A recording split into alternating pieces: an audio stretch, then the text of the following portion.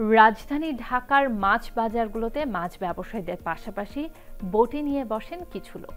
কোথাও কোথাও রাতের বেলাও বাজারের সারি সারি বটি নিয়ে মাছ কাটায় রত নারী পুরুষের দেখা মেলে। এদের অনেকেরই আয়ের প্রধান ও একমাত্র উৎস এই মাছ কাটা।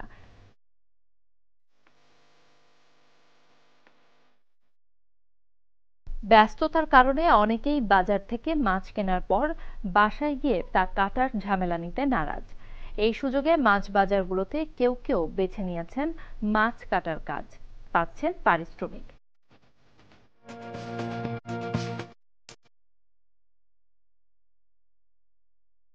বাজারে মাছ কেনার পর পাশেই মিলছে ধারালো বটি নিয়ে বসে থাকা মাছ কাটিয়ে। তারা মাছ কেটে পরিষ্কার করে ব্যাগে ভরে দিচ্ছেন। বিনিময়ে মাছের আকার ভেদে নির্ধারিত টাকা নিয়ে ক্রেতা সেই মাছ বাড়িতে নিয়ে যাচ্ছেন। প্রতিটি মাছ বাজারেই এখন দেখা মেলে এই পেশাজীবীদের।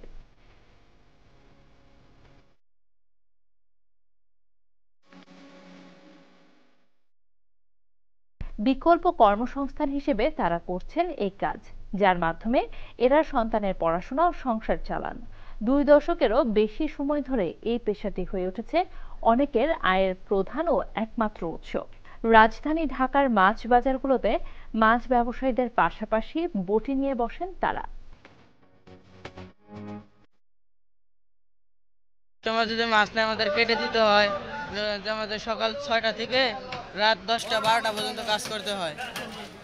কষ্ট হয় কিন্তু তারপরেও আমাদের কাজ করতে হয়, কারণ কাস্টমার তো আমাদের ধরতে হবে। এই সুবিধাটা কিন্তু আসলে সবার জন্য অত্যন্ত এখন হ্যান্ডি। সবাই খুব সহজেই নিজের জন্য বাসার জন্য মাছ কাটিয়ে দিতে পারছে। যেই কাজটা আমি থার্ড পার্টির মাধ্যমে করাতে পারি, সেটা করিয়ে আমি যে সময়টা বাঁচাবো সেই সময়টা আমি আরও মোর প্রোডাক্টিভ কাজে ব্যবহার করতে পারি, যাতে আমার ইনকাম আলটিমেটলি আরও বাড়বে। ভোর থেকেই, আবার কোথাও কোথাও রাতের বেলা বাজারে সারি সারি বটি নিয়ে মাছ কাটছেন নারী পুরুষরা। প্রশ্ন জাগতে পারে, মাছ কেটে কত আয় হয়? শুনলে অবাক হবেন। মাছ কেটে অনেকেরই দিনে আয় 3 থেকে 5 হাজার টাকা। তাতে মাসে আয় দাঁড়ায় লাখ টাকার উপর। আর শুক্র শনিবার কাস্টমার বেশি পাওয়া যায়, তাই আয়ও বেশি হয়। কারণ আমি যেরকম ব্যবহার করবো আমার ব্যবহার দেখে সার্ভিস এটা টাকাটা দিয়ে যায়।